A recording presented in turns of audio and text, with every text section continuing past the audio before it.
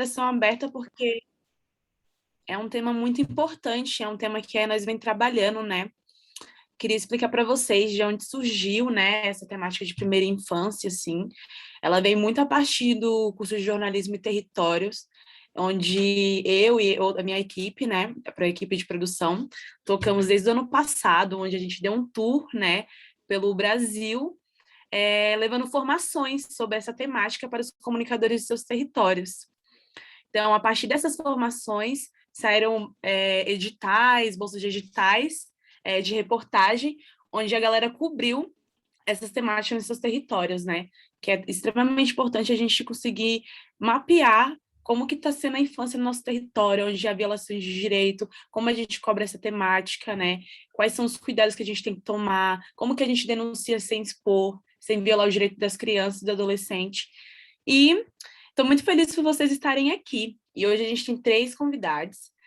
A Bruna, que é MC, nós temos o Florentino, que daqui a pouco está chegando, e a Luciana.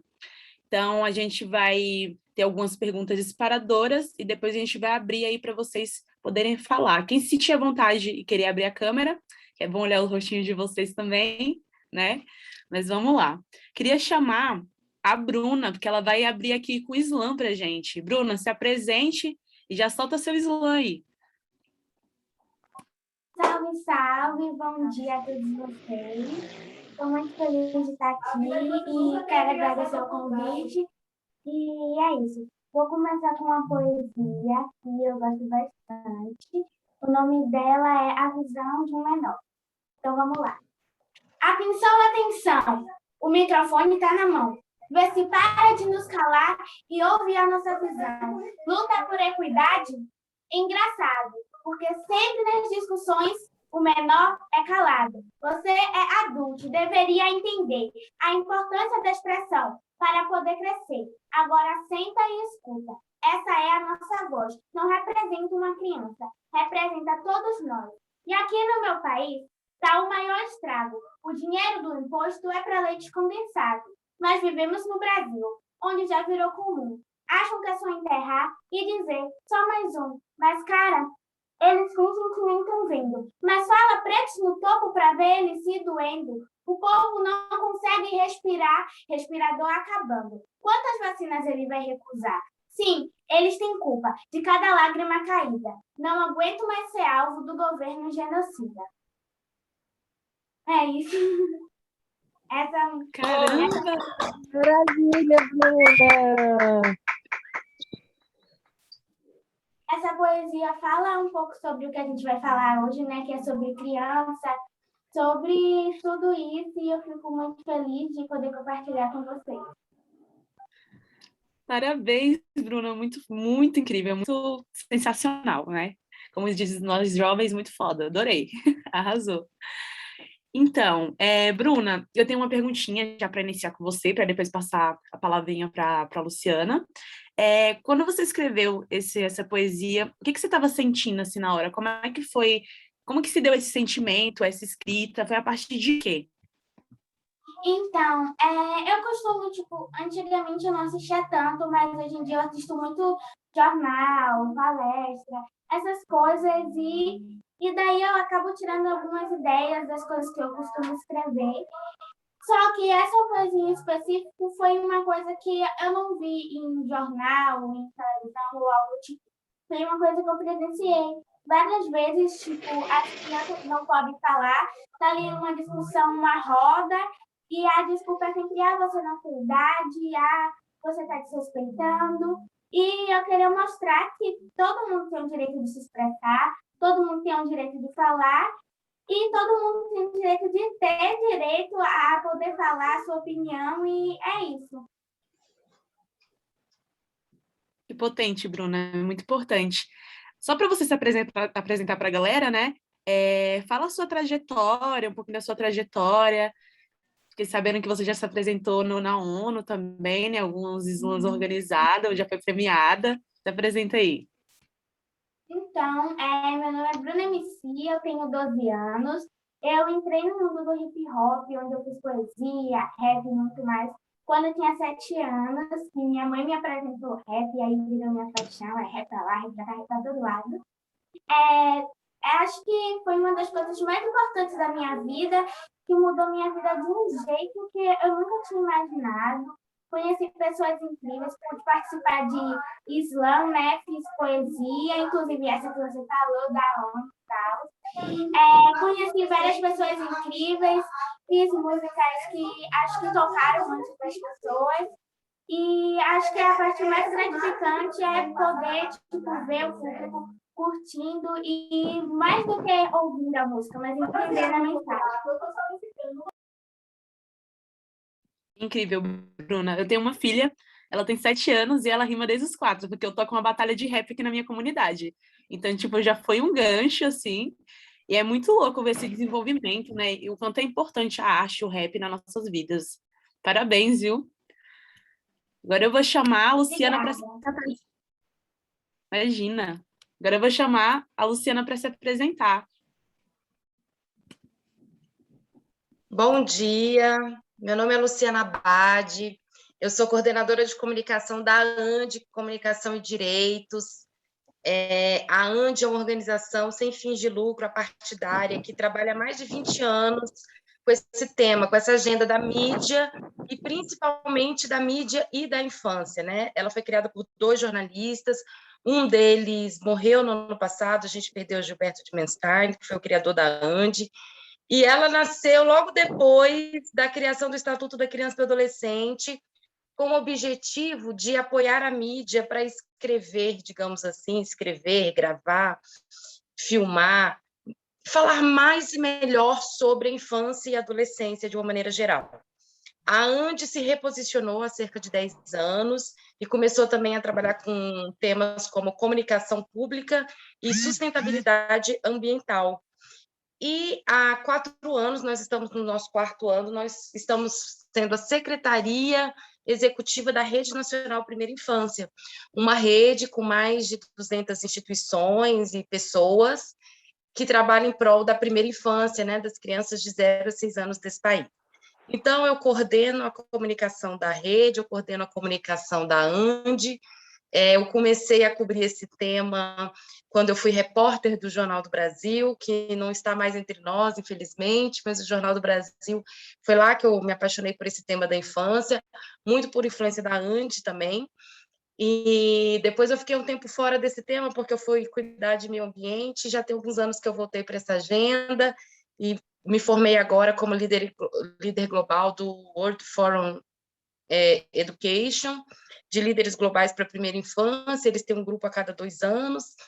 Começou lá na China, minha turma, ia terminar agora presencialmente, mas a gente teve que terminar todas as atividades online por conta da pandemia, mas é um grupo muito bacana ao redor do mundo que se une para discutir essas lideranças em prol da primeira infância. E a gente teve uma turma muito grande do Brasil agora, 9 pessoas num grupo de 40. Foi muito expressivo mesmo. Então é isso, eu estou aqui nessa manhã com vocês, entendi que eu vim aqui bater um papo. Eu geralmente faço oficina para jornalistas e preparo um PowerPoint bem longo, mas hoje não, hoje eu estou aqui para conversar com vocês, responder as perguntas e aprender também, né? Colher de vocês aí insumos para o meu trabalho. É um prazer muito grande estar aqui. Obrigada pelo convite. Obrigada a você, Luciana. Que bom, né? A gente sempre fala muito sobre a questão de que toda temática ela entra na infância, né? Ela cabe, toda a pauta cabe em infância, meio ambiente cabe em infância, né? Educação cabe em infância, saúde cabe em infância, né? Então é uma área bem abrangente, assim, complexa. E para a gente começar com a pergunta: qual a importância de cobrir a temática infância, né? Qual a importância da gente cobrir, olhar para o nosso território e a gente conseguir apurar, ver ali onde tem violações de direitos, aonde tem potências? Qual a importância dessa temática? Bom,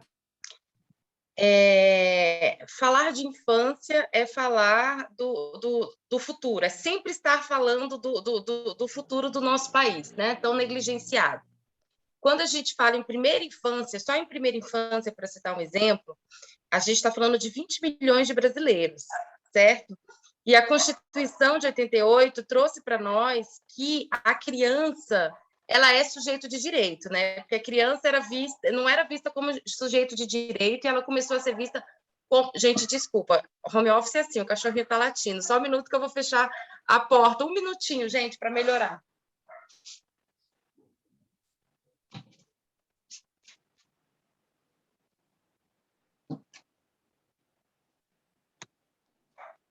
Desculpa, fechei todas as portas próximas para ver se ajuda. Vamos lá. Então, a infância, quando a gente está falando só de primeira infância, a gente está falando de 20 milhões de crianças, ou seja, a gente está falando de 20 milhões de pequenos cidadãos e cidadãs desse país, certo? É fundamental falar da infância, porque não dá para negligenciar. Então, eu queria contar a minha experiência profissional pessoal para vocês. Quando eu estava no Jornal do Brasil, aqui em Brasília, espera-se muito uma cobertura política e econômica de uma filial, né? De uma sucursal. Então, eu estava aqui e eu insistia muito nessa pauta da infância. Eu tinha uma dificuldade enorme, mas eu continuava cavando as matérias, cavando uma forma de falar sobre crianças, sobre adolescentes, sobre violação de direitos. E eu chegava toda empolgada no jornal com várias matérias, e, claro, toda vez que faltava espaço e tinha que tirar uma matéria, qual que caía? A da infância, né? A de violação de direitos, porque tinha que entrar a pauta econômica, tinha que entrar a pauta política, porque as pessoas não tinham a sensibilidade de ver a transversalidade desse tema. Isso que você falou no início é perfeito. Quando a gente fala de meio ambiente, a gente está falando de criança. As crianças são extremamente afetadas pela questão das mudanças climáticas, mas dificilmente a gente vê a mídia tratando desse recorte, né? Então, assim, por exemplo, a questão de saúde. As crianças que ficam no Mato Grosso, volta e meia, são muito afetadas com problemas respiratórios por conta das queimadas da Amazônia. E pouco se fala sobre isso. Então, as pessoas vão lá, a mídia faz a cobertura das queimadas da Amazônia, mas falta essa sensibilidade de fazer esse recorte da criança, certo? Então, assim, a gente vê que, apesar de muita evolução, essa pauta ainda ela é negligenciada muitas vezes, certo? Ela é negligenciada e esses recortes não são analisados, o que é uma pena, que é uma oportunidade para o jornalista tratar desse tema dentro de todos esses macrotemas que você citou: saúde, educação, economia, meio ambiente. É muito louco, né? Porque a gente começou as formações aqui na Nós ano passado. E eu não tinha noção, né, do quão importante era essa temática de primeira infância, né? Até porque do 0 aos 6 anos, que é a primeira infância, é um período de desenvolvimento da personalidade do ser, né, para o mundo. Isso que vai definir se a gente vai ser um adulto problemático ou não. E eu fui uma criança que estive num ambiente de muita violência, assim, de violência doméstica, assim. E depois das formações, eu parei e pensei, caramba, eu sou uma adulta hoje por conta dessa infância conturbada que eu tive, né? E quantas crianças passam por isso, né? Uma das coisas que eu sempre comento, e que me remete muito, assim, quando eu tinha uns 11 anos, eu vi uma reportagem era uma reportagem daqueles programas policiais, né? E aí o policial, uma mulher chamava o policial, falava que estava tendo um tipo de violência doméstica lá, e a mulher estava brigando com o marido, o alcoólatra, enfim. E aí tinha uma criança de 9 anos, assim, e a mãe falava para a polícia que eles estavam liberados, que não precisava mais. Só que tinha uma criança de 9 anos que estava desesperada, pedindo para os policiais não irem embora. Né? O quanto essa criança foi exposta, que eu fiquei pensando, e o quanto aquela criança refletia também em mim. Porque era assim que eu me sentia, nesse ambiente de violência, né? As formações me trouxeram muito caramba, a gente precisa falar sobre isso. A infância, ela é responsabilidade de todo mundo, né? Não é só a responsabilidade da mãe e do pai, é de toda a sociedade, né? Então, como é que a gente sensibiliza, como é que a gente informa para que as pessoas entendam que isso é responsabilidade de todos, né? Bom, agora, olha só. Pode falar. Você falou uma coisa muito importante, e isso está na Constituição. O artigo 227 fala sobre a prioridade absoluta da criança. E lá deixa muito claro que a criança não é responsabilidade do pai e da mãe, é do Estado e da sociedade como um todo. Então, todos nós somos responsáveis pela formação das crianças do nosso país. Tem um provérbio na África que fala que para você educar uma criança, você precisa de uma aldeia inteira. E é exatamente isso, né? É isso que o artigo 227 fala. Não é responsabilidade do pai e da mãe, é da Luciana, é do vizinho da Luciana, é de todo mundo.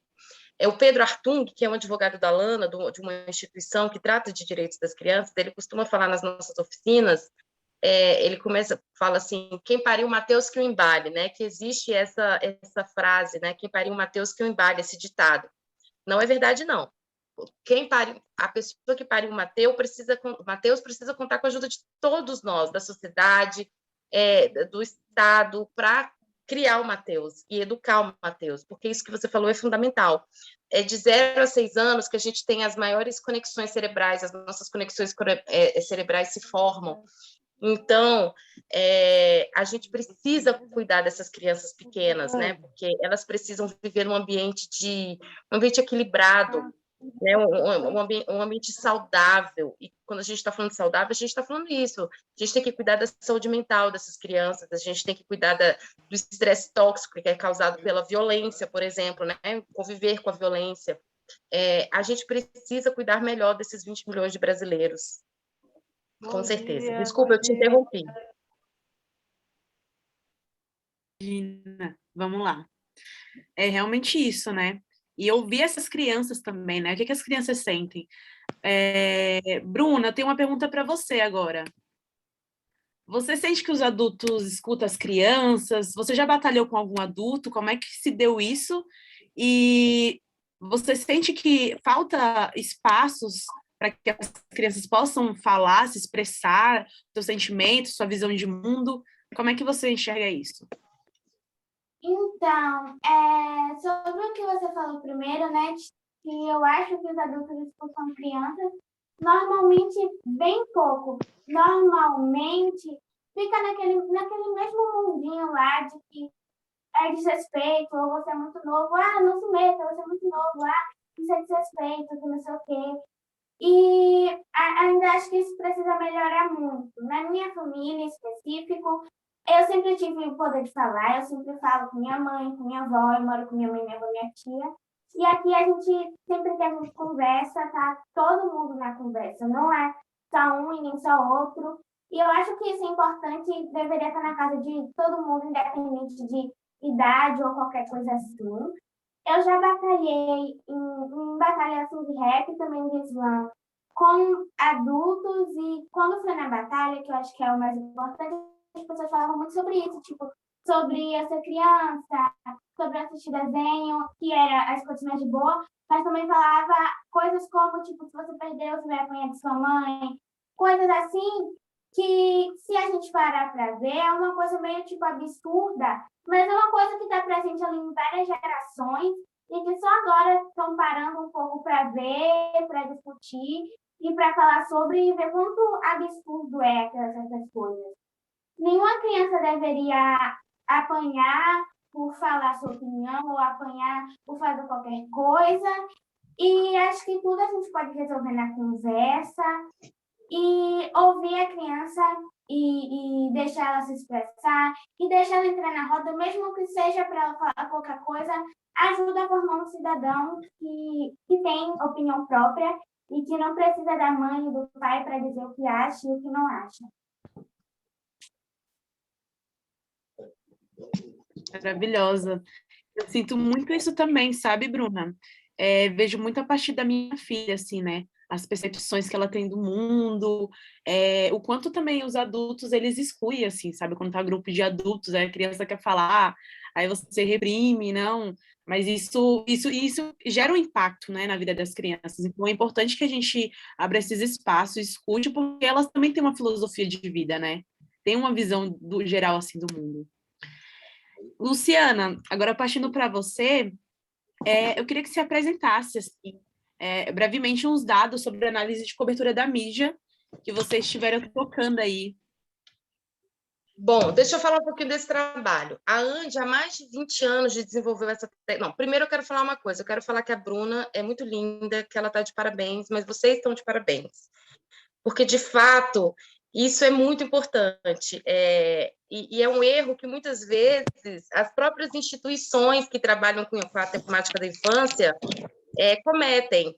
A gente está sempre falando de criança, criança, criança, criança, mas não estamos convidando as crianças para falar, certo?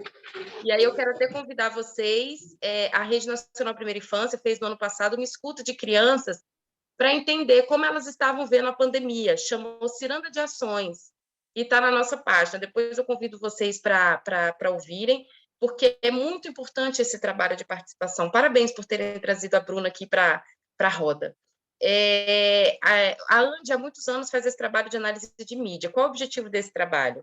É levantar dados sobre análise de mídia, a cobertura da mídia no Brasil sobre vários temas, principalmente infância, e, a partir dele, a gente trabalhar nos buracos da cobertura. Então, a gente faz análise qualitativa, quantitativa, e percebe algumas coisas que precisam ser aprimoradas, e nosso papel é esse, é depois fazer oficinas para qualificar os jornalistas nesses temas. E a gente fez uma análise de mídia, a gente analisou os anos de 2018 e 2019, foram avaliados, no total, 35 veículos noticiosos, sendo 31 jornais de grande circulação e circulação regional, e 4 revistas. Nós vimos que a cobertura, de uma maneira geral, ela foi bem grande no Brasil nesses 2 anos. A gente teve 3.118 notícias, certo? Ou seja, a gente teve uma média por veículo de 117 notícias por ano, o que é um número bem bom. O que a gente percebeu na cobertura? Que eu não vou falar muito sobre ela, porque eu precisaria de uma manhã para falar da análise toda, eu vou trazer só alguns dados importantes aqui. Então, assim, a gente percebeu que a cobertura da mídia de infância, ela está muito centrada principalmente em 3 temas, que é saúde, violência e educação. Exatamente nessa ordem. Primeiro saúde, depois violência e, por último, educação. Mas nós percebemos, claro que não deu para avaliar todos os temas, mas a gente trabalhou os temas prioritários da agenda da infância que a Rede Nacional Primeira Infância trabalha, e nós percebemos, assim, uma pequena cobertura sobre convivência familiar e comunitária, parentalidade. Outro tema muito importante que a mídia tem feito uma cobertura pequena é sobre a criança e a cidade, que é um tema muito importante, né?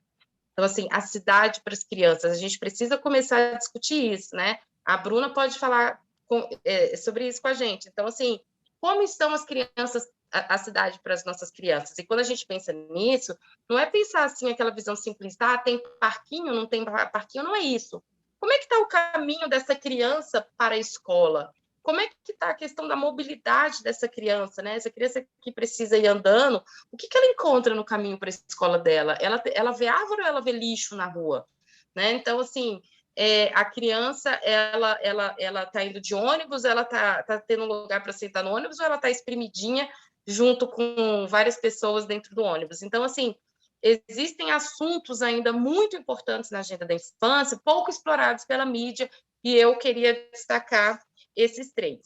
Outra coisa que a análise mostrou é que, para a gente fazer uma boa cobertura de mídia, a gente precisa contextualizar essa notícia, certo? Então, assim, a imprensa, assim, claro, a gente sabe todas as dificuldades que a nossa área tem passado, os veículos cada vez mais enxutos, a pauta de política, economia e agora a pandemia, né, ocupando tanto espaço. Mas, na medida do possível, a gente tem que qualificar a nossa notícia, trazendo relações com as leis, a gente precisa contextualizar. Então, assim, o jornalista ele precisa se esforçar para não cobrir só o factual. Aconteceu ali vamos supor, aconteceu ali um crime contra uma criança que foi espancada até a morte por um parente, por exemplo. Então, assim, a gente não deve se ligar no factual e no sensacionalismo. A imprensa tem a responsabilidade de contextualizar essa notícia, de fazer um levantamento. Peraí, quem errou? Erramos todos, né? Erramos enquanto sociedade, e buscar o relato dos vizinhos, o que acontecia que chegou àquele ponto e ninguém soube. Tem que ver também com o sistema. E aí, o sistema de justiça falhou, não falhou? quais as leis de proteção à criança que a gente tem hoje no Brasil e que, se fossem de fato implementadas e cumpridas, teriam evitado aquele crime. E o que a gente reparou? Que menos de 40% das notícias, elas, na verdade, faziam referências a leis sobre aquele tema. Então, assim, de uma maneira geral, se eu fosse apontar hoje, assim, a partir da nossa análise, um buraco que precisa ser preenchido na cobertura da infância no Brasil é esse. A gente precisa fugir do factual e contextualizar essa notícia, porque isso é fundamental para que a mídia seja esse canal de defesa de políticas públicas para a infância, certo? Então, assim, enquanto a gente não fugir dessa cobertura factual, a gente não vai conseguir contribuir para as políticas públicas em defesa das crianças e dos adolescentes do Brasil. Então, quando a gente faz uma reportagem de uma coisa horrível que aconteceu, a gente precisa entender se o sistema tem assistido aquela criança, de que maneira tem assistido, né? A gente precisa fazer isso, porque é isso que vai influenciar na criação de políticas públicas para a infância. A imprensa é fundamental nessa luta, mas ela precisa, na medida do possível, apesar de todas as limitações, caprichar nesse dever de casa aí, que muitas vezes é falho.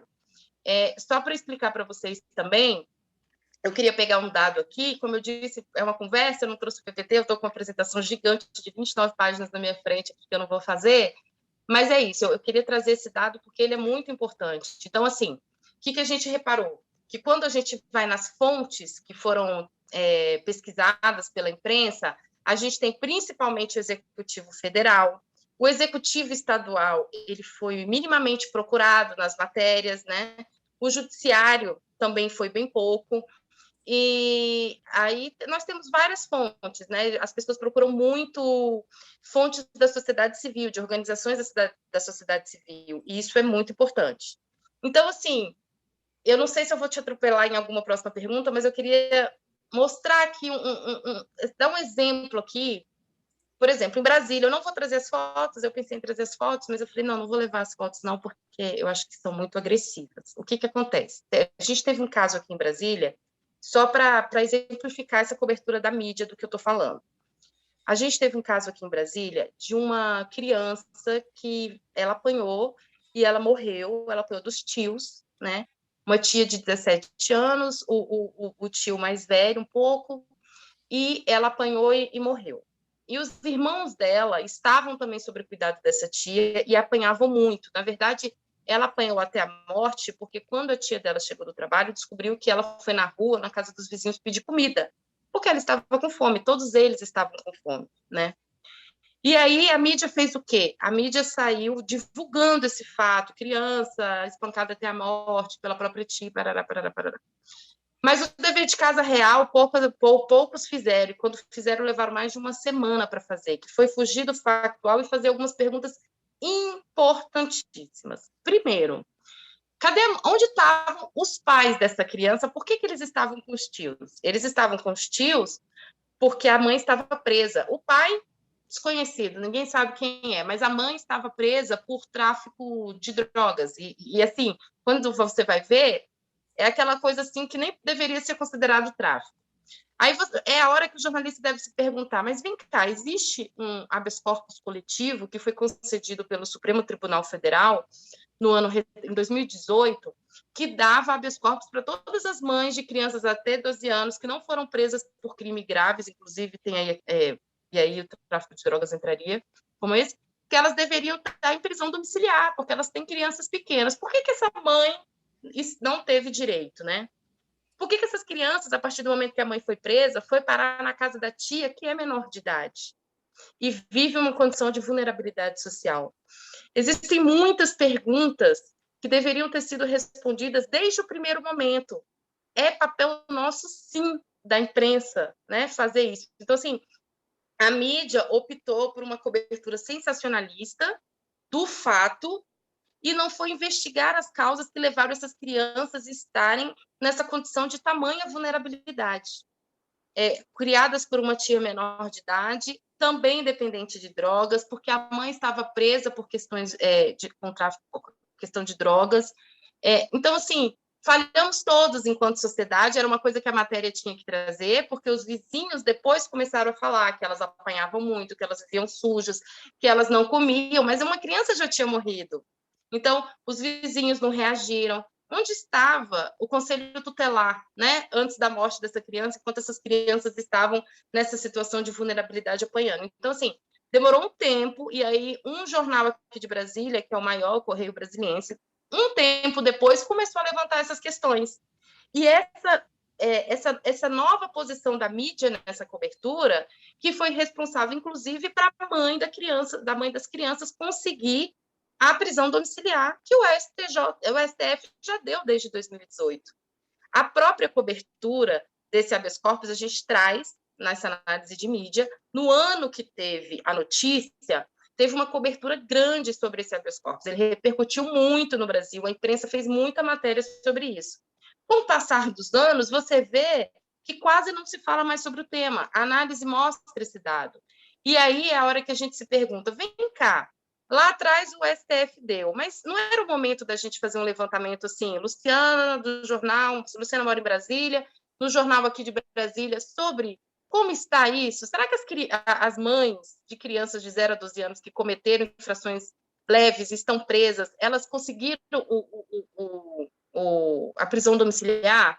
Será que, de fato, esse habeas corpus está sendo cumprido aqui nesse momento, principalmente no momento de pandemia? Então, assim, essa sensibilidade da imprensa, ela é fundamental para garantir para jogar luz nessa questão da violação de direitos das crianças, e com certeza a gente sabe disso. A partir do momento que a mídia joga luz nesse tema, ele ganha atenção e ele é fundamental para a construção de políticas públicas em defesa da criança do país. Então, eu dei um exemplo aqui de Brasília justamente para falar sobre isso, que foi uma questão que levantou-se na nossa análise de mídia, que a imprensa fica muito no factual, mas não contextualiza, busca pouco referências a leis, busca poucas fontes nas suas coberturas, certo?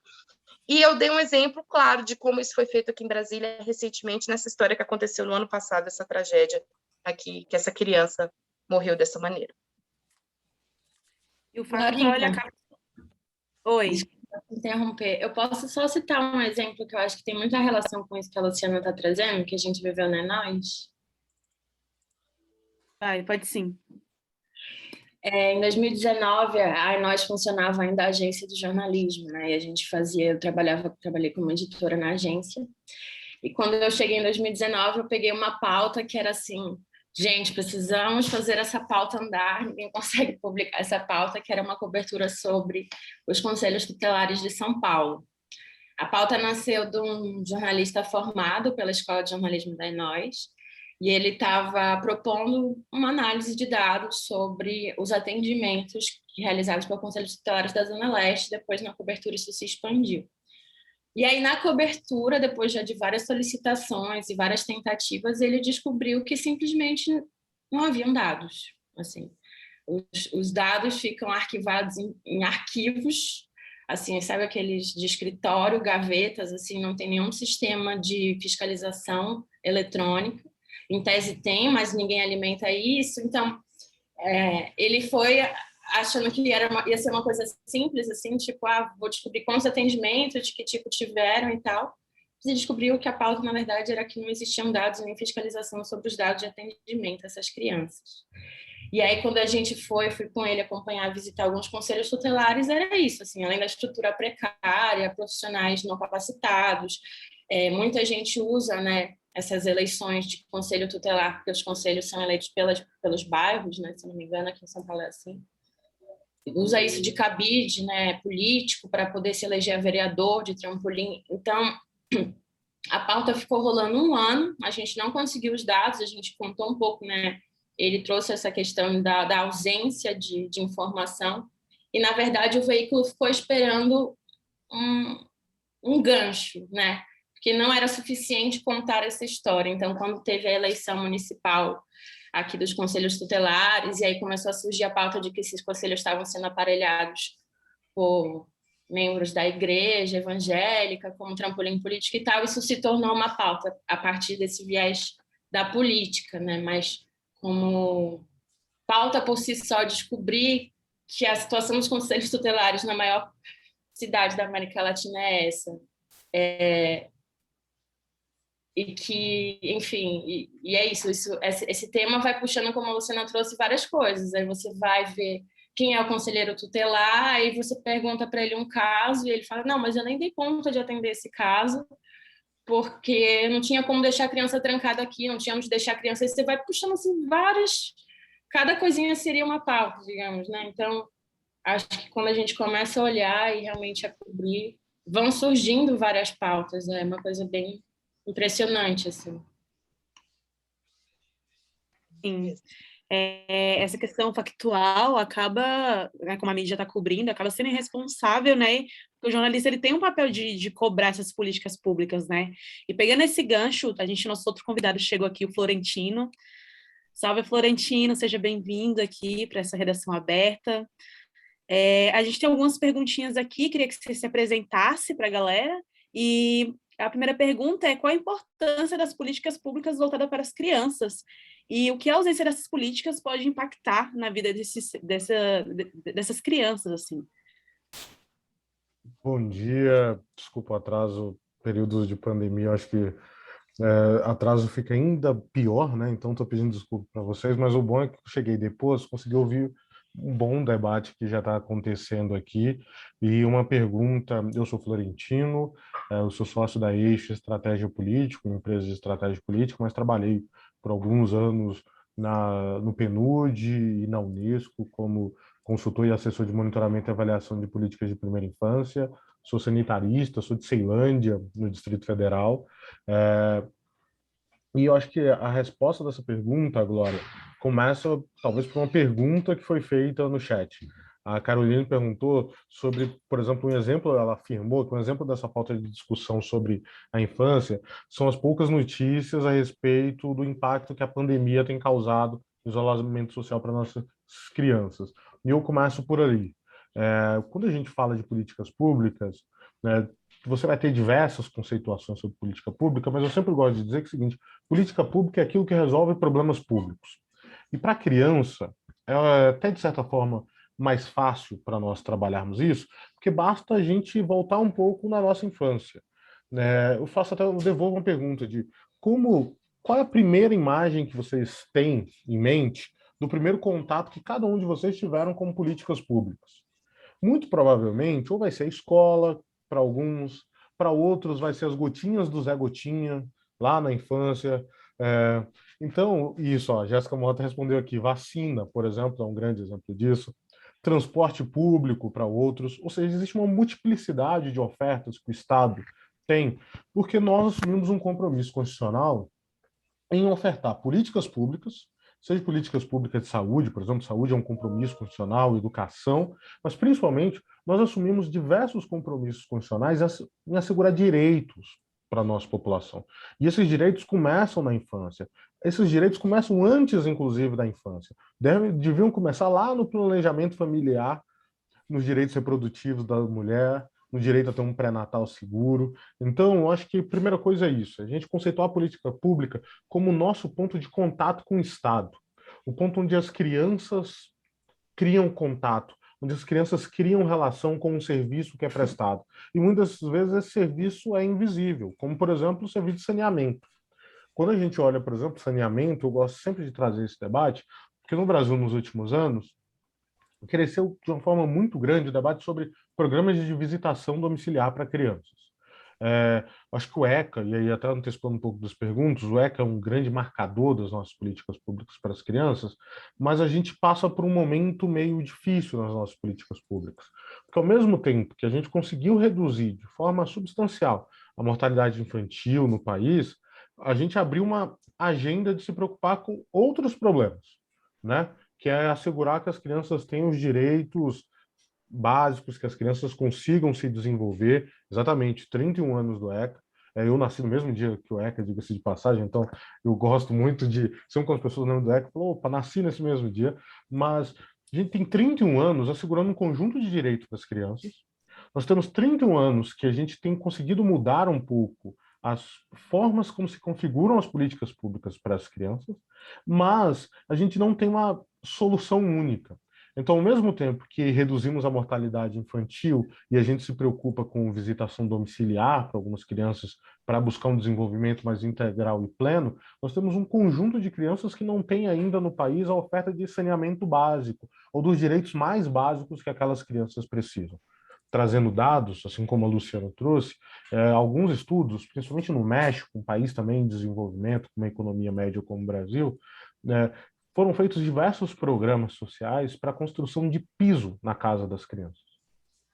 Por quê?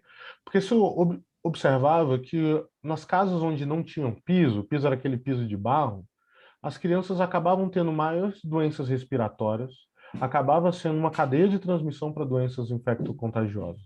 E a partir do momento que se colocava piso na casa das crianças, essas crianças tinham menos doenças respiratórias e elas podiam descer do colo das mães, elas podiam ir para o chão, elas podiam explorar os espaços. Então, eu acho que a importância de se fazer políticas públicas para as crianças passa por isso. Passa pela importância da gente permitir que a criança possa vivenciar a vida da forma mais ampla, desde a sua casa à sociedade onde ela está inserida. Muito bom, Florentina. Muito obrigada pela sua fala. Também sou aí de Brasília, gente, não falei isso. Sou uma baiaçu, fui criada aí, só que agora eu sou de Paraisópolis. Opa, vizinhos. E aí eu tenho mais uma pergunta para você. Enquanto comunicadora, jornalista, como é que eu fiscalizo essas políticas públicas? E como é que eu posso cobrar, né, essas políticas? Como é que eu posso inserir isso nas matérias, assim? Ótimo. A Luciana, acho que já deu uma excelente fala sobre isso, e a Andy faz um trabalho, acho que, excepcional, e eu queria trazer um pouco de elementos de como a gente pode ter um olhar para a política pública na pauta jornalística que induza a atuação do Estado para políticas públicas de primeira infância. Trabalhei durante alguns anos no governo, então trabalhei aqui na Casa Civil do governo do DF, fui do Ministério da Saúde, e sempre no relacionamento com a imprensa, nos governos, os governos costumam ter medo da imprensa, né? Em resumo, quando a pauta está chegando, a nossa preocupação é quem é o jornalista que está nessa pauta, qual é o veículo e qual é a pauta. E sempre a gente tenta dar informações mínimas para a imprensa, sendo bem sincero aqui, né? O governo, a partir do momento que enxerga a imprensa como uma adversária, como os governos costumam enxergar a imprensa, os jornalistas como os adversários, fica num jogo de vamos dar informações a conta-gotas. Porque quanto mais informações a conta-gotas, menos instrumentos terão para a nossa agenda. E aí eu acho que a gente precisa romper um pouco com essa lógica, né? E a lógica é tentar construir de uma forma onde a gente possa não ser inimigo do governo, mas parceiro da sociedade. Eu acho que parte de alguns pressupostos. Bases de dados abertos. Eu acho que a gente, principalmente para a política pública de saúde, nós temos bases de dados extremamente abertas, extremamente sólidas para a política pública de saúde. Um grande exemplo, o Brasil nunca tinha feito um avanço gigantesco nas suas campanhas de vacinação até 2019, e a partir de 2019 o Brasil tem um declínio nas suas campanhas de vacinação. E isso está muito relacionado à atuação dos próprios governos. Pelo DataSUS, você entrando no site do DataSUS, do Ministério da Saúde, você vai conseguir dados individualizados por município, ou seja, muitas vezes pela sua localidade, do que diz respeito a dados de vacinação, dados de mortalidade infantil, dados de cobertura das equipes de saúde da família. As equipes de saúde da família são um ponto de contato mais próximo das políticas públicas de saúde do nosso estado com as nossas famílias, com as nossas crianças, com os nossos seres humanos. Então, nós precisamos, lá pelo site do Ministério da Saúde, ter uma plataforma chamada e-Gestor. E-Gestor Atenção Básica. Nessa plataforma do e-Gestor Atenção Básica, a gente consegue ver, por exemplo, se aquele centro de saúde perto da minha casa tem um médico cadastrado nesse centro de saúde, se aquele centro de saúde está fazendo a vacinação, quais são os indicadores daquele centro de saúde. Isso permite com que a gente aproxime mais a nossa pauta, a pauta jornalística, da vida das pessoas e principalmente da vida das nossas crianças. Na educação, nós temos mais dificuldade de ter dados tão céleres como na saúde, mas o censo escolar que é feito anualmente, ele permite também alguns dados. Então, no site do INEP, que é o Instituto Nacional de Pesquisas Educacionais, você vai ter alguns dados sobre a qualidade da sua escola, sobre as ofertas, a quantidade de repasses que é feito para suas escolas na educação infantil, e eu acho que essa é uma grande pauta para esse momento. Ano passado foi aprovado o Fundeb, que é o Fundo Nacional de Desenvolvimento da Educação Básica no país. O Fundeb colocou como prioridade a questão da educação infantil. Nós precisamos garantir que os nossos gestores também coloquem nos seus municípios a educação infantil como prioridade. E para a primeira infância, a gente tem uma luta histórica das organizações que atuam na primeira infância para dar maior transparência para o gasto que é feito com primeira infância. Hoje a gente consegue ver muito tranquilamente como são feitos diversos gastos de políticas públicas, mas nós não conseguimos ver da mesma forma como são gastos os nossos recursos para as nossas crianças.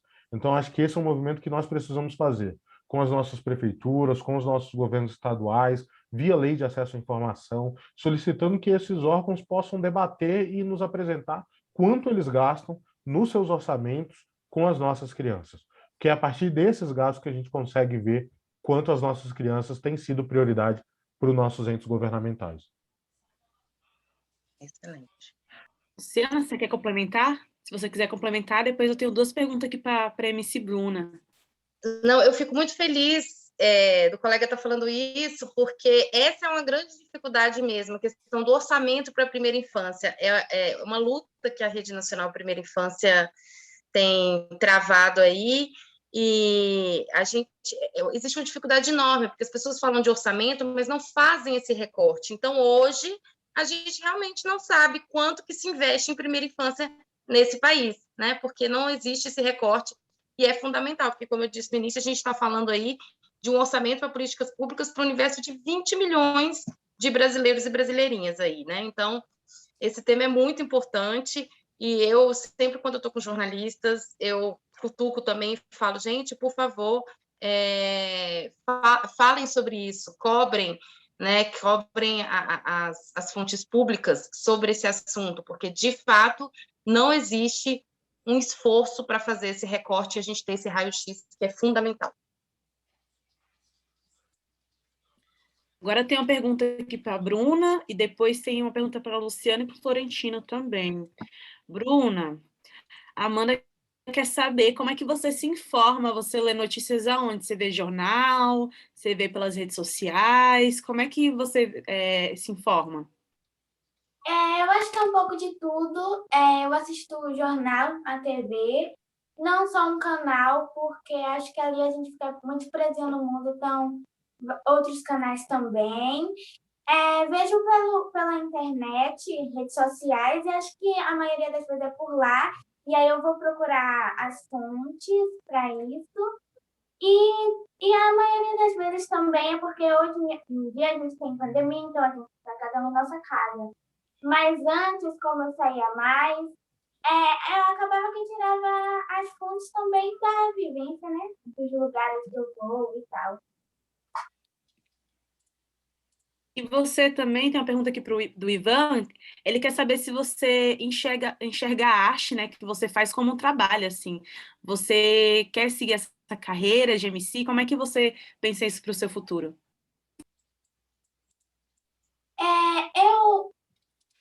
Ai, que complicado, porque, tipo assim, é um trabalho, acho que é importante, assim, a gente sempre valorizar todo tipo de arte, mas eu não levo como um trabalho, eu levo como uma diversão, porque para mim é uma diversão. Eu não faço nada por obrigação, eu acho que um trabalho a gente pensa muito nisso, tipo, um trabalho, eu vou para o trabalho por obrigação. Então, a arte é sim um trabalho como qualquer outra coisa, mas acho que é um trabalho mais divertido. Obrigado, viu? Agora tem uma pergunta para a Luciana e para o Florentino, da Jéssica. Ela está perguntando se vocês veem que a cobertura sobre impactos na educação e saúde infantil, a partir dos cortes de orçamento e outras políticas econômicas, tem sido suficiente?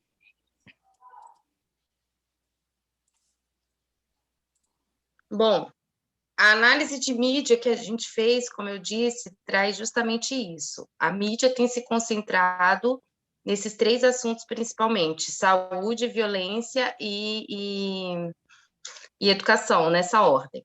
Mas o que falta, assim, não é a quantidade de matérias, é a qualidade da matéria, certo? Assim, o quanto o jornalista entra lá no X da questão, isso está faltando, isso foi o que apontou a nossa análise, que não está faltando quantidade de matérias, está faltando embasamento para essas matérias, está faltando fontes diversas para serem ouvidas. Assim, as fontes oficiais, quando vão no nacional, não vão no regional. Então, assim, a resposta é não, não, porque a partir do momento que você tem um monte de matéria, mas ela ainda não está bem contextualizada, completa, com poucas fontes, relações para fazer as pessoas entenderem melhor do que se trata, a gente não pode dizer que a cobertura está boa e suficiente.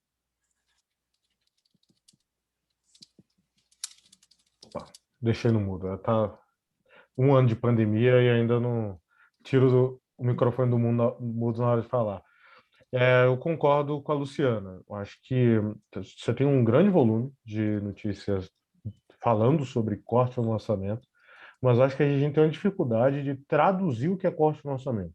A gente fala muitas vezes, Jéssica, que foram cortados 30% do orçamento da saúde ou da educação, mas a gente não consegue tangibilizar isso para as pessoas. Um exemplo evidente, por exemplo, existe, desde 2010, foi lançado um programa chamado Brasil Carinhoso, que era um programa para apoio e suplementação de recursos para incentivar que as crianças entrem nas creches. Se você pegar os dados dos últimos anos, a cobertura de creche no Brasil cresceu. Mas quem tem acessado às creches brasileiras, inclusive as creches públicas, majoritariamente são os percentis mais ricos da população. Se você olhar o acesso de creches, enquanto os percentis com a maior renda da população cresceram 10 vezes, os percentis mais pobres da população cresceram 2 vezes o acesso à creche. A diferença de acesso à creche entre as crianças das famílias mais ricas para as famílias mais pobres é absurda no Brasil hoje. Então, em 2011, o que o Estado brasileiro fez? Vamos fazer um incentivo financeiro para os municípios, que quanto mais crianças que são de famílias beneficiárias do Bolsa Família entrarem nas creches, a gente vai pagar um repasse a mais para esse município, e isso vai fazer com que o município fique incentivado a isso. E esse recurso, em 2011, se eu não me engano, era na casa de 2 bilhões de reais. Esse recurso, no ano passado, posso estar errado, mas um erro ali de 1 milhão para cima, 1 milhão para baixo, foi de cerca de 8 milhões de reais. Ele saiu de 2 bilhões de reais para 8 milhões de reais. Um município que recebia 800 mil reais passou a receber 800 reais, e é um recurso anual. Você imagina o que o município faz para aumentar a vaga de creche com 800 reais por ano. Então, eu acho que falta um pouco disso. Assim. Quando a gente está falando em corte de recursos, a gente não está só falando de redução de repasses no globo geral, no bolo geral do orçamento público. Mas corte de recursos também é a disputa interna dentro das áreas do governo para quem fica com o pedaço do bolo. E aí a gente precisa mostrar para as pessoas o que é isso. É que quando eu estou falando que o recurso está reduzindo para assistência social, por exemplo, eu estou fechando CRAS, que é onde a pessoa vai acessar para conseguir ter acesso aos direitos mais básicos. Eu estou fechando CRES, que é a proteção social especial, que atua na hora de violação de direitos. Eu estou deixando de atuar com o Brasil Carinhoso, ou seja, eu vou continuar incentivando que as pessoas não consigam acessar as creches, que é isso que, de certa forma, tem acontecido. Então, eu acho que quando a gente vê cortes no orçamento, e ainda mais, a gente tem visto uma grande evolução no jornalismo através do jornalismo de dados, né? Acho que a pandemia trouxe muito isso, né? Todo mundo tem entrado em dados, e aí eu acho que uma matéria que é muito exemplar disso. Alguns meses anteriores, uma agência com grande credibilidade soltou uma matéria, por exemplo, sobre as vacinas vencidas da AstraZeneca. E isso fez com que as pessoas ficassem nervosas, criou um clamor social que todo mundo estava preocupado se eu tomei ou não uma vacina vencida, se eu preciso voltar ao centro de saúde. Então, a gente precisa ter cuidado ao trabalhar esses dados. E não só cuidado, a gente precisa traduzir o dado para a realidade das pessoas.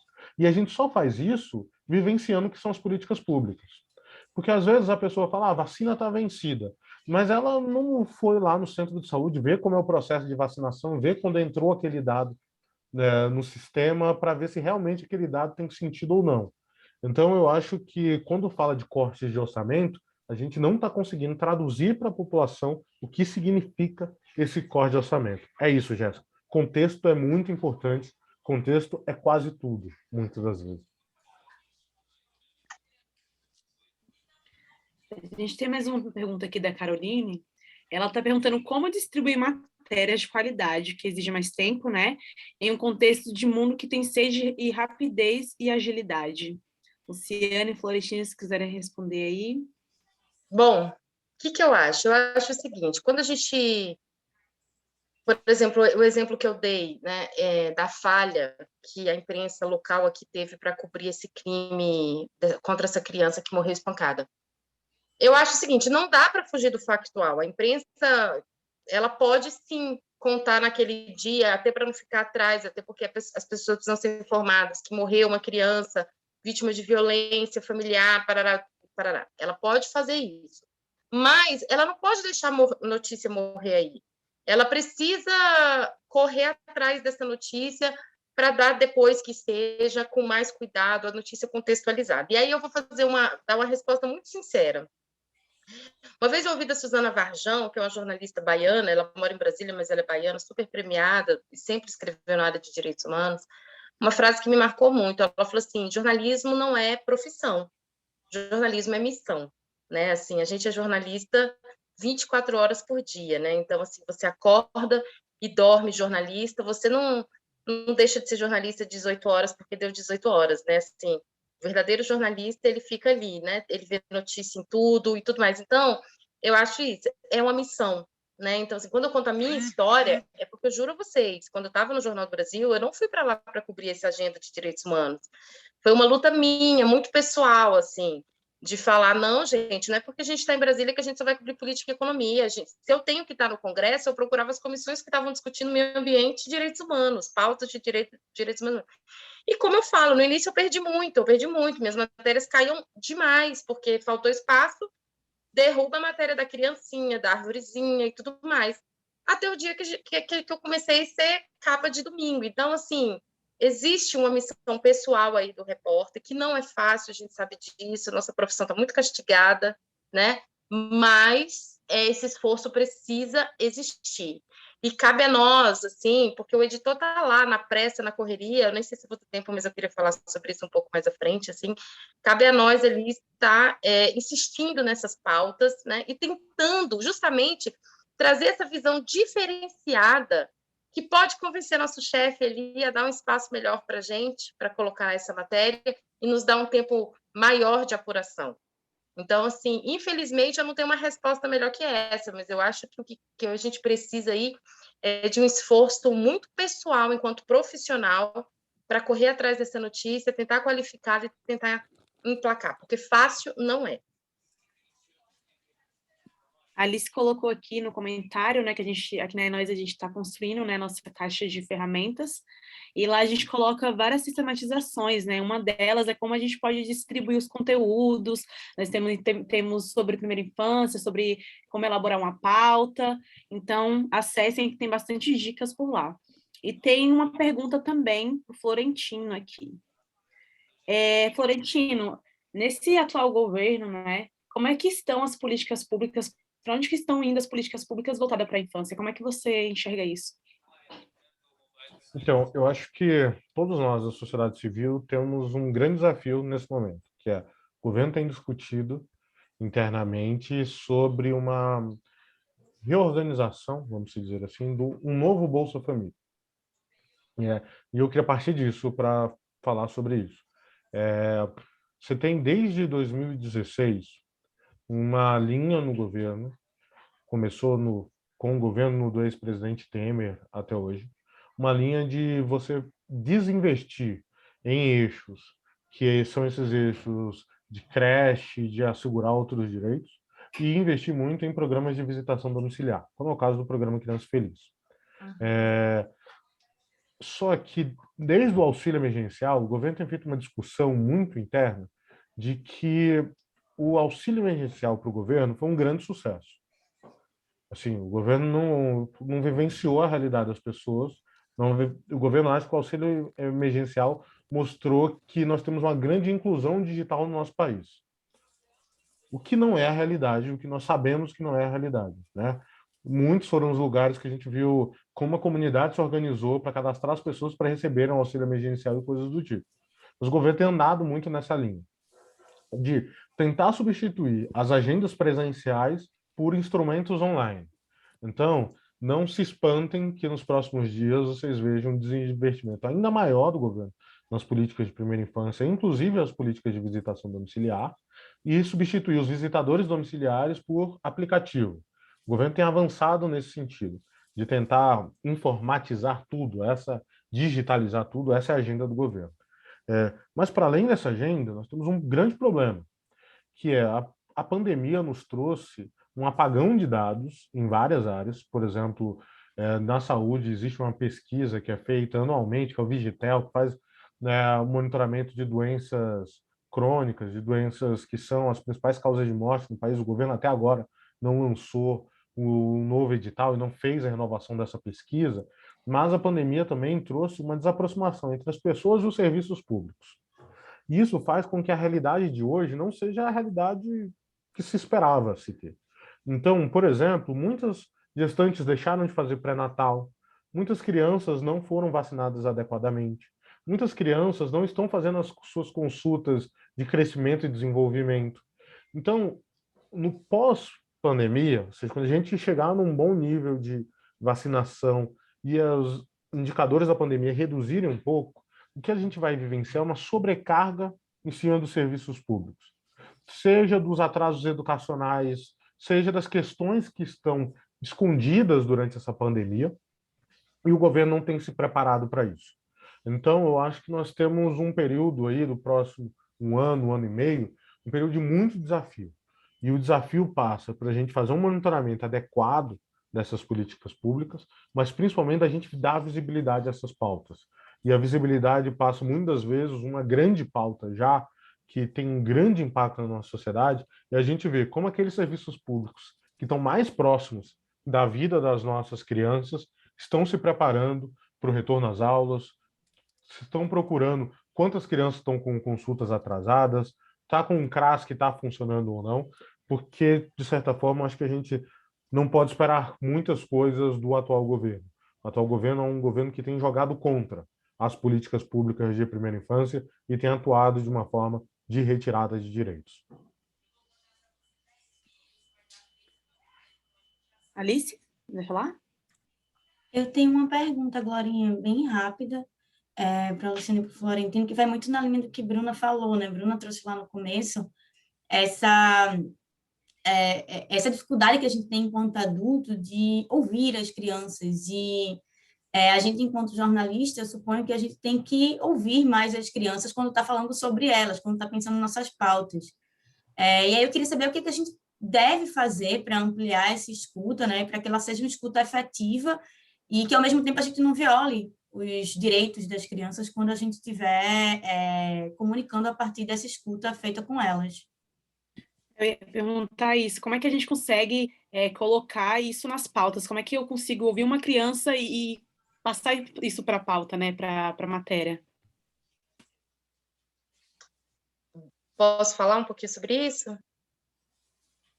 Nós somos sempre muito procurados com esse tipo de pergunta, assim, como ouvir crianças, principalmente em pautas de violação de direitos, né, sem expô-las e sem fazê-las viver novamente a situação de violência a que elas foram expostas. Gente, isso é muito difícil, tá? Assim, isso de fato é muito difícil. Então, assim, por exemplo, é importante tomar, assim, vou falar agora primeiro de pautas de violência, tá?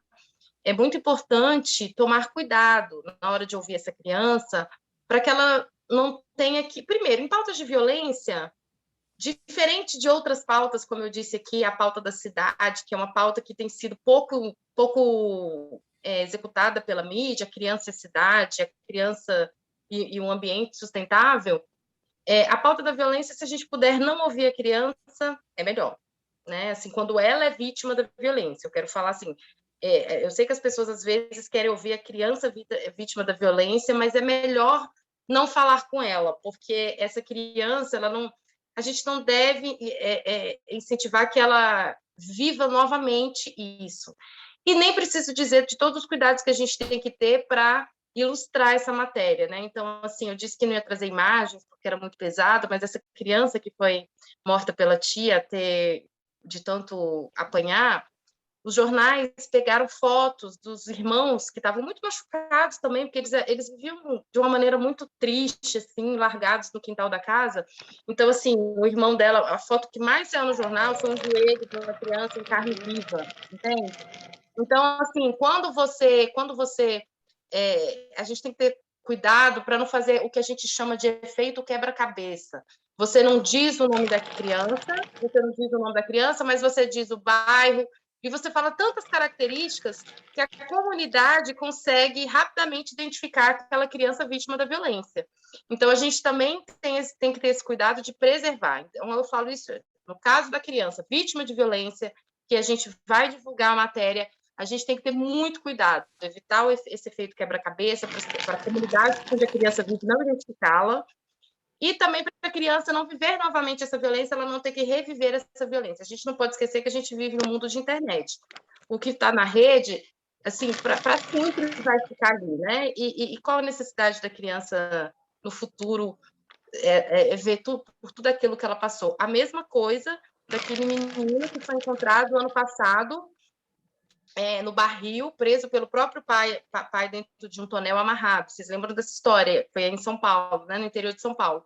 Então, assim, teve veículos que chegou a publicar foto com a criança, o rostinho da criança, porque ela levantava assim para ver fora do muro que ela alcançava. Então, teve veículos que publicaram a foto da criança. Então, assim, isso é a imprensa violando, para falar da violação de direito da criança, a imprensa acaba violando os direitos da criança e não a preserva dessa maneira, né? Então, a gente não pode cometer violações para falar de violações. Já nas pautas que não são de violência, é muito importante ouvir a criança assim, né? A gente não pode esquecer que a gente tem sempre que ter a autorização da família, né? Então, assim, existem, eu não sei se vai entrar no guia do É Nós, que vocês estão fazendo sobre primeira infância. A ANDI está no início de uma produção, não está pronto ainda, mas a ANDI vai fazer ainda esse ano um guia sobre como entrevistar crianças, e a GEDUCA, que é a Associação Brasileira de Jornalistas que Cobrem Educação, já tem um guia nesse sentido também, como repórter, como jornalista deve entrevistar as crianças, né? Então, assim, porque não é um tema fácil, mas é fundamental trazer as crianças para esse processo de participação. Eu queria citar um exemplo de um projeto realizado em Fortaleza pelo Instituto da Infância, conhecido como IFAM, que eles fazem a escuta das crianças num projeto chamado... Nossa, me deu um branco agora, desculpa, vou lembrar já já. Eles fazem esse trabalho. E ano passado, quando eu estive em Fortaleza, visitando o Instituto da Infância, justamente no dia que as crianças estavam indo conversar com o prefeito em audiência. Então, eles traçaram, o projeto é o seguinte, eles fizeram caminhos até a escola, até o centro de saúde, eles tiraram fotos de como são esses caminhos e depois eles desenharam como eles queriam que fosse.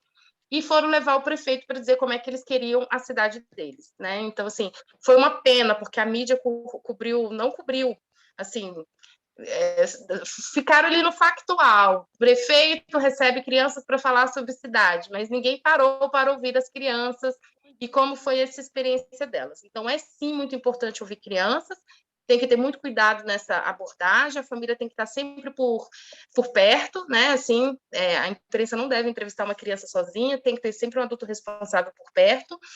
E minha dica aqui, a ANDI vai ficar pronta só no final do ano, mas a GEDUCA já tem um guia, não sei se o É Nós tem, se tiver, por favor, fale aqui. A GEDUCA já tem um guia que traz exemplos de como você deve entrevistar uma criança. Muito bom. Florentino, você quer complementar? Que a gente já vai... Pode colocar em cima do arroz? Não, acho que o que a Luciana falou resume bem. Tá ótimo. Fechou. Galera, agora eu queria apresentar para vocês... Eita, tem alguém com o microfone aberto.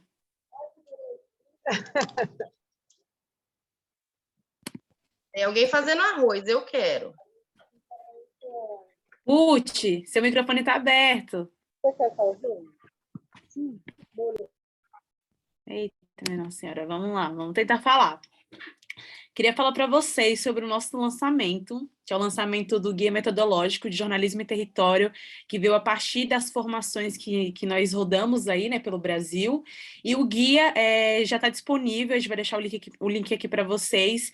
É um guia onde a gente passa por todo o processo da formação, né, como cobrir a temática de primeira infância no seu território. Tem um exercício bem legal que é do mapa afetivo, que é um exercício que a gente fez em todas as edições, onde a gente conseguia parar ali para observar o nosso território, desenhar, conseguir visualizar onde há violações de direitos ou não, ou instituições, né, que trabalham com criança, onde tem criança e adolescente. Nós também falamos sobre distribuição, falamos sobre a primeira infância,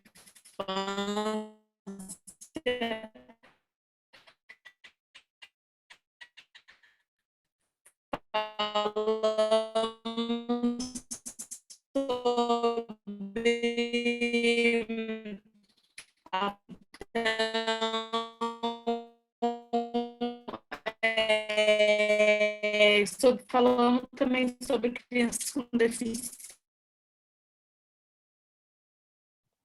Glorinha, tá cortando.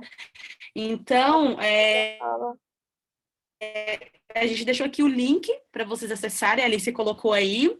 E quem quiser receber em casa, pode...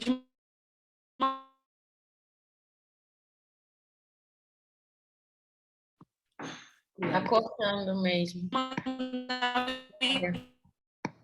E-mail também, eu deixei meu e-mail aqui para vocês. E a gente tá de grande... Tá cortando? Gente, a minha internet tá podre. Melhor, gente? É que eu falo, Glorinha. Gente, a internet tá ruim. Vocês estão me ouvindo? Calma aí, que eu vou trocar aqui. Era bom você repetir um pouco. Quando você estava falando do guia, cortou tudo. Para mim, eu achei que fosse comigo, mas parece que é geral. Eita. Cortou tudo. Tá melhor? Eu vou fechar aqui a câmera para ver se melhora. Tá. Tá melhor? Vocês estão me ouvindo? Vamos lá. Vou repetir aqui. A gente fez do nosso guia, né? O Guia Metodológico de Jornalismo e Território, que veio a partir das nossas formações, né? Olhando para o território, para a infância. A gente fez um tour pelo Brasil aí, com os comunicadores, para a gente olhar para o território mesmo, né? E conseguir enxergar onde tem criança e adolescente, né? E conseguir enxergar as potencialidades, onde há violações de direitos. E existe um exercício bem legal no nosso guia, que é o mapa afetivo, que a gente para analisar o nosso território, porque na correria do dia a dia a gente nem para observar as coisas, né? E nesse guia tem lá o passo a passo, tem falando sobre distribuição, a gente fala sobre primeira infância, a formação do sujeito na sociedade, e isso foi muito a partir das parcerias que a gente fez, a partir dos convidados que a gente trouxe de cada região, trazendo, né, essa questão do território, né, da gente olhar para o nosso território e potencializar os nossos comunicadores, né. E aí a Alice deixou aqui o guia para vocês, o link. Quem tiver interesse em receber o guia em casa, pode me mandar um e-mail, vou deixar aqui meu e-mail para vocês. Estou muito feliz com essa redação aberta, muito obrigada ao Luciano, ao Florentino, e eu queria muito pedir para a MC Bruna fechar esse encontro, né, com poesia. Glorinha, só antes de encerrar, gente, só uma correção. Quem quiser receber o guia físico tem que preencher um formulário da Enós. No link aqui da página do Programa de Jornalismo e Território, tem tanto o link para você baixar o manual, que tem todos os passos a passos e tira várias das dúvidas que vocês perguntaram aqui também, e como você pode também receber, ali colocar seus dados para receber em casa. E aí a gente, com o tempo, né, a gente vai mandar para vocês. E também está disponível de acordo com o nosso estoque. tá bom? Todo o conteúdo ele é gratuito, então vocês podem compartilhar com quem vocês quiserem. A ideia é que a gente tenha essas ferramentas para que mais jornalistas cubram a primeira infância, para que mais gente também olhe para os seus territórios e encontre pautas ali. E depois desse encontro, na semana, a gente vai mandar um resuminho do que foi, né, esse papo que nós tivemos. E vamos ter outras redações abertas aí, onde vocês estão já convidados, viu? Bruna, se você quiser fechar nosso encontro com a poesia. Uhum. Então, eu vou fazer uma poesia que eu gosto bastante. O nome dela é Black Lives Matter e ela fala sobre esse movimento, né? Então é isso. Tô frustrada com o mundo. Matam e o motivo é a raça. Eles pedem desculpa, mas não há nada que faça. Trazer a vida de volta de alguém que morreu e era inocente. E discordam quando digo: o presidente é incoerente.